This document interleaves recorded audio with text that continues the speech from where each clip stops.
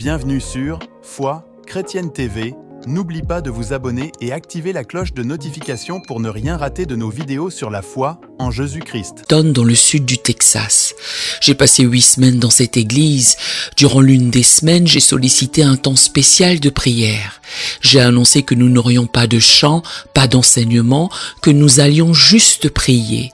J'ai publié « Si vous ne savez pas prier pendant au moins 1 heure, ne venez pas ». Je me figurais que cela allait réduire la foule. Or, elle s'est accrue. Ils sont venus prier. Nous avons prié lundi et mardi. Ce n'était que des cultes du soir. Lundi soir, mardi soir, mercredi soir. Et ce jour-là, on était le jeudi soir. Je suis en train de prier depuis un certain temps par l'esprit, à savoir en d'autres langues.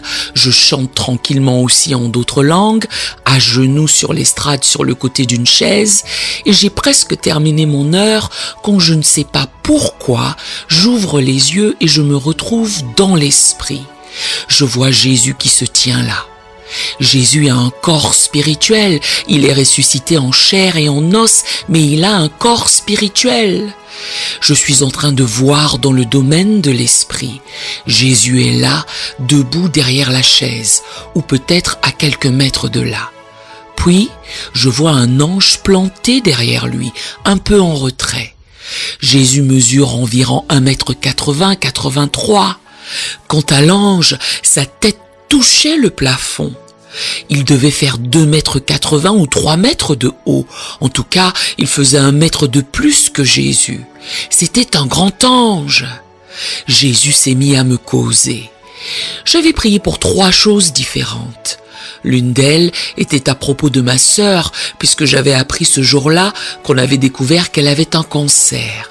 Je priais à ce sujet et Jésus m'a fait savoir: entre ce que je vais faire et ce que les médecins vont faire, je vais lui accorder 5 années de plus.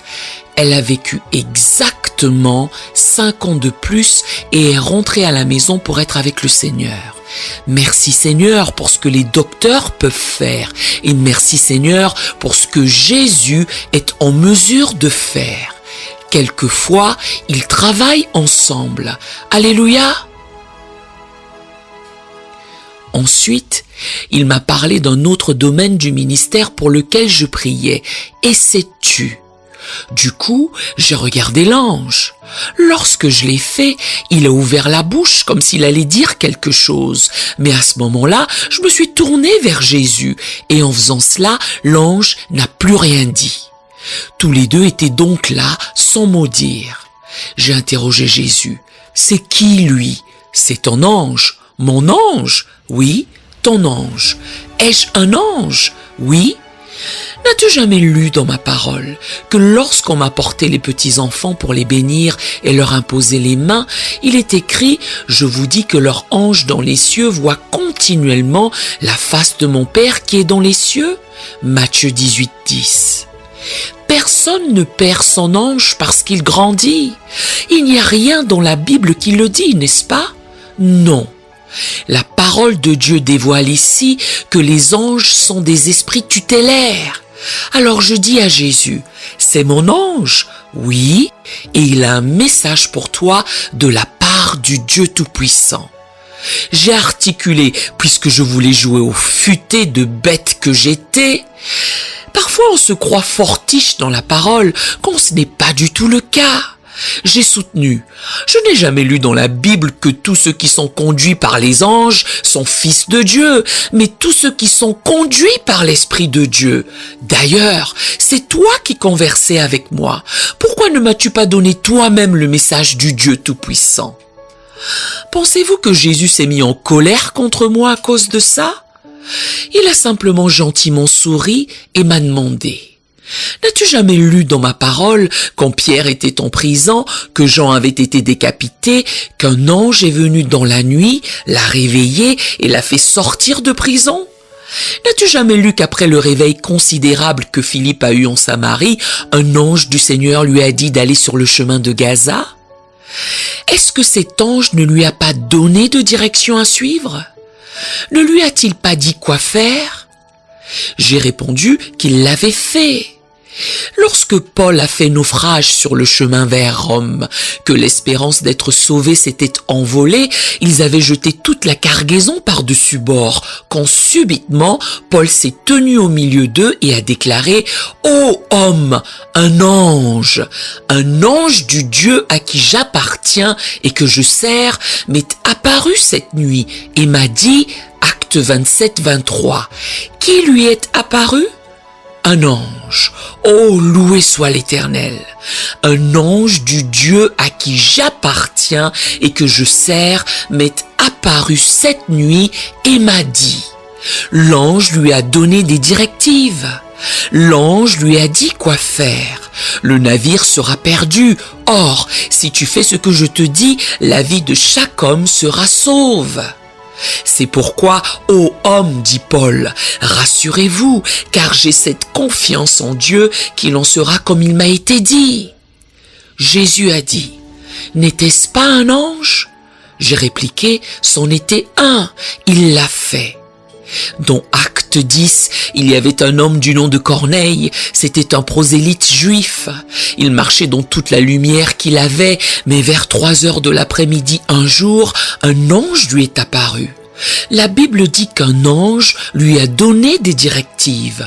L'ange ne lui a pas révélé comment être sauvé, puisque Dieu a ordonné que ce soit les hommes qui prêchent l'évangile.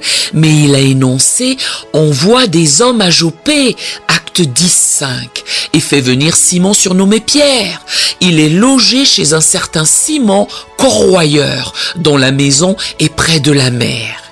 J'ai admis « Ô Seigneur, je me repens ». Je m'imaginais être calé dans la parole et tu as raison, on le voit maintes et maintes fois. Ces anges n'ont-ils pas guidé? N'ont-ils pas exercé leur ministère auprès de ces gens?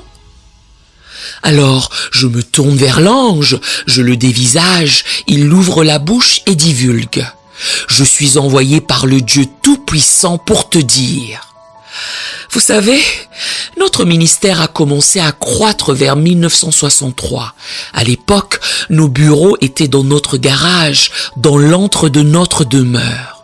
Il nous fallait plus de place, nous en avions besoin de bien plus. Nous envisagions de construire un immeuble de bureaux car la propriété sur laquelle nous étions était résidentielle.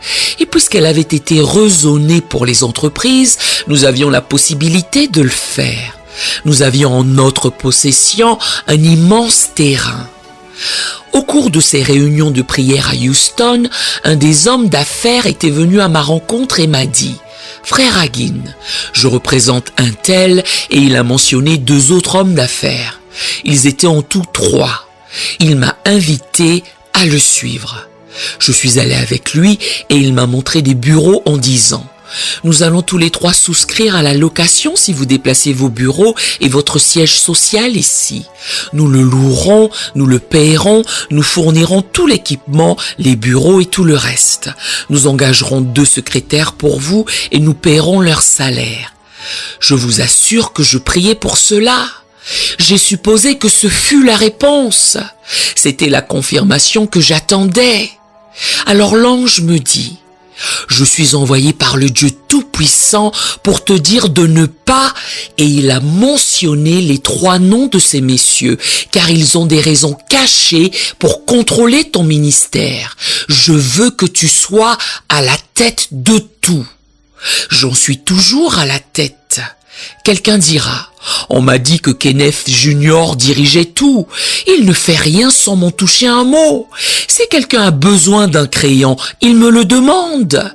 Il vient me consulter pour tout. Que penses-tu de ceci et de cela? Amen. S'il n'a pas mon approbation, il ne fait rien. Alléluia. C'est ce que l'ange a dit. Il faut que tu sois à la tête de cela. Il a poursuivi. Dans 3 mois, cela a pris 3 mois et demi, presque 4 mois. Tu auras tel montant en milliers de dollars. Crée ton propre bureau et tu en seras le chef. Quand le moment est venu, tout comme il l'avait certifié, j'ai eu 15 $ de plus que la somme qu'il avait donnée. Il m'avait juste donné un chiffre rond. Je l'avais eu exactement en milliers de dollars, plus 15 $. J'ai de ce fait ouvert mon propre bureau. Un autre homme est venu par la suite. En ce temps-là, nous avions ces cassettes à bobine de 15 cm que nous dupliquions pour nos messages.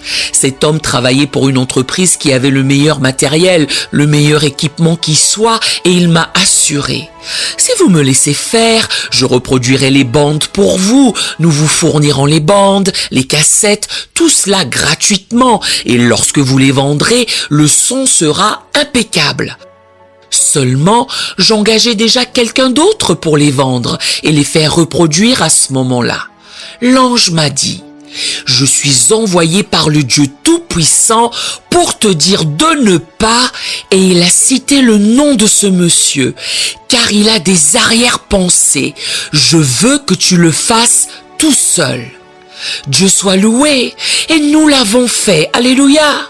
On a produit plus de 14 millions de cassettes, la plupart circulent toujours. Nous avons imprimé plus de 66 millions de livres, je ne parle que des États-Unis, pas de l'étranger. Il y en a des millions et des millions là-bas. Tout ça grâce à la direction du Seigneur, à l'écoute du ciel, à la vision dans le domaine de l'esprit, à l'écoute de ce que Dieu dit par le ministère des anges. Alléluia! Nous aimerions vous donner l'opportunité de faire de Jésus le Seigneur de votre vie. Voulez-vous bien prier avec moi? Dites: Seigneur Jésus, je me repens de mes péchés. Viens dans mon cœur. Je fais de toi mon Seigneur et Sauveur. Et merci Seigneur pour le baptême du Saint-Esprit en moi. Dans le nom de Jésus. Par cette simple prière, nous croyons que vous êtes nés de nouveau.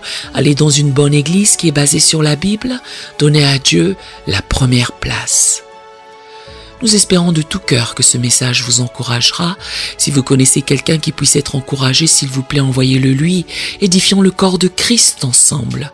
Nous publions un nouveau message chaque lundi et un message court chaque jeudi. Appuyez sur la cloche des notifications pour vous le rappeler. Merci infiniment de nous soutenir en vous abonnant à notre chaîne. Que Dieu vous bénisse abondamment.